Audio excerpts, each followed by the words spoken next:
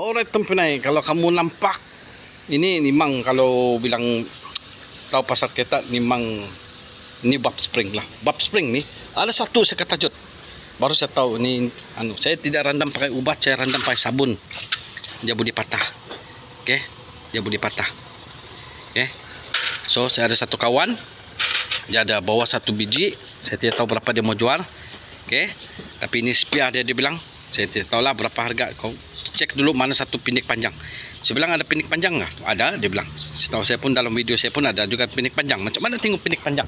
Oke, kita pergi tengok ah. Pindik itu bagian intake, panjang itu bagian api. Oke, untuk kasih kuat api. Oke, kalau ini kita tengok ah, bentuk sama ah. Coba kita tengok betul-betul. Betul-betul ada marking itu marking bagian bawah. Oke, coba tengok betul-betul. Tengok spring dia.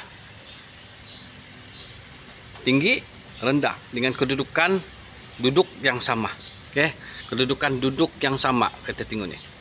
Kalau yang tinggi ini bagian api. Kalau kita ambil satu lagi nih. Oke, kita kasih kustan ini, kita kasih begini. Oke. Kita belajar sampai nih. Nampak? Tinggi dan rendah. Oke. Saya pun belajar daripada kesilapan juga dulu-dulu. Jadi saya update sebenarnya kerja. Oke. Ini tidak boleh campur. Tidak boleh campur, oke. Jadi saya akan sukat lagi lah.